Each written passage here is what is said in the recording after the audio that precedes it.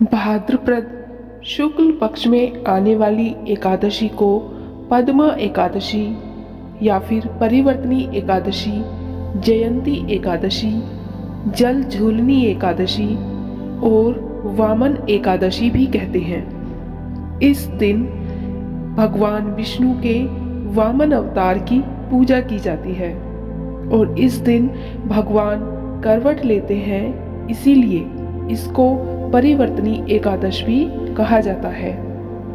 एक बार युधिष्ठिर ने भगवान श्री कृष्ण से कहा कि हे भगवान, आपने भाद्रपद कृष्ण एकादशी अर्थात अजा एकादशी का सविस्तार वर्णन सुनाया।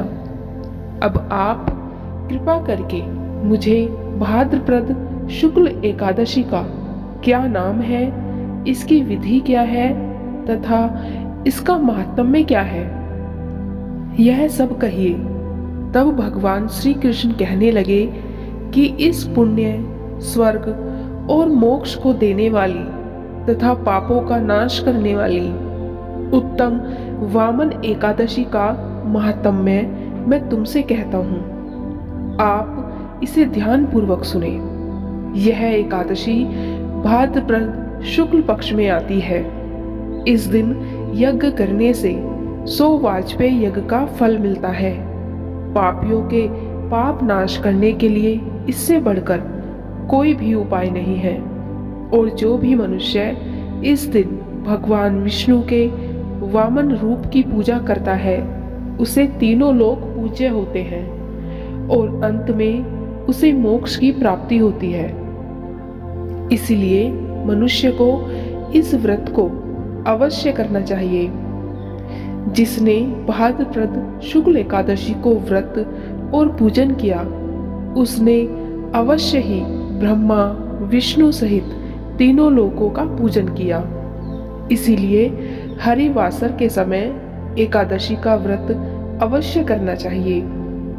भगवान श्री कृष्ण के वचन सुनकर युधिष्ठिर बोले कि भगवान, मुझे आप यही भी बताइए कि आप किस प्रकार सोते और किस प्रकार करवट लेते हैं तथा किस तरह राजा बलि को बांधा और वामन रूप रखकर क्या क्या लीलाएं की। आपके चातुर्मास के व्रत की क्या विधि है तथा आपके शयन करने पर मनुष्य का क्या कर्तव्य है, सो आप मुझसे विस्तार से बताइए।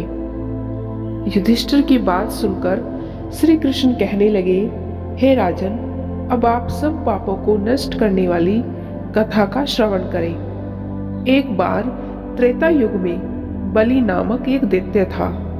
वह दैत्य मेरा परम भक्त था। विविध प्रकार के वेद सूक्तों से वह मेरा पूजन किया करता था और नित्य ही ब्राह्मणों का पूजन तथा यज्ञ के आयोजन करता रहता था। लेकिन इंद्र से द्वेष के कारण उसने इंद्रलोक तथा सभी देवताओं को जीत लिया। इस कारण सभी देवताओं ने एकत्रित होकर सोच विचार करके भगवान के पास गए। बृहस्पति आदि इंद्रादिक देवता प्रभु के निकट जाकर और नतमस्तक होकर वेद मंत्रों द्वारा भगवान का पूजन और स्तुति करने लगे। इसीलिए मैंने वामन रूप धारण करके 5वां अवतार लिया और फिर अत्यंत तेजस्वी रूप से राजा बलि को जीत लिया। इतनी वार्ता सुनकर राजा युधिष्ठिर बोले कि हे जनार्दन, आपने वामन रूप धारण करके उस महाबली दैत्य को किस प्रकार जीता? श्री कृष्ण कहने लगे कि मैंने वामन रूपधारी ब्रह्मचारी बलि से 3 पग भूमि की याचना करते हुए कहा कि ये मुझको 3 लोक के समान है और हे राजन, यह तीनों लोक तुम्हें मुझे अवश्य ही देने होंगे। राजा बलि ने मेरी इस याचना को तुच्छ समझकर 3 पग भूमि का संकल्प मुझे दे दिया और मैंने अपने विकराल रूप को बढ़ाकर यहाँ तक कि भूलोक में पद, भुवलोक में जंघा, स्वर्गलोक में कमर, महलोक में पेट, जनलोक में हृदय, यमलोक में कंठ की स्थापना करके सत्यलोक में मुख उसके ऊपर अपना मस्तिष्क स्थापित किया।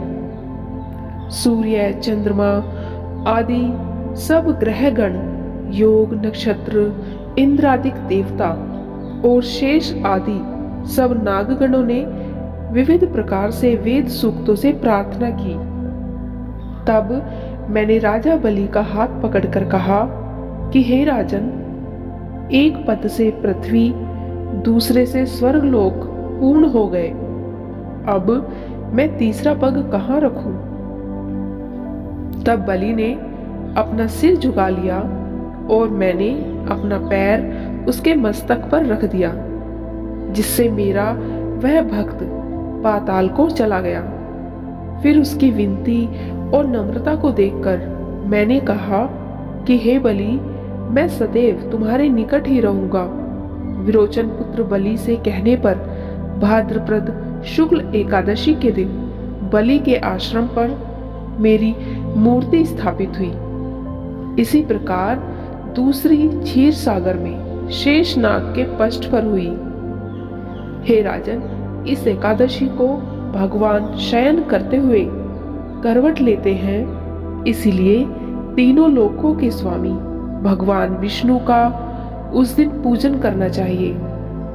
और इस दिन तांबा, चांदी, चावल और दही का दान करना विशेषकर उचित है। रात्रि को जागरण अवश्य करना चाहिए। जो भक्त विधि पूर्वक इस एकादशी का व्रत करते हैं, वे सब पापों से मुक्त होकर स्वर्ग में जाकर चंद्रमा के समान प्रकाशित होते हैं और यश पाते हैं।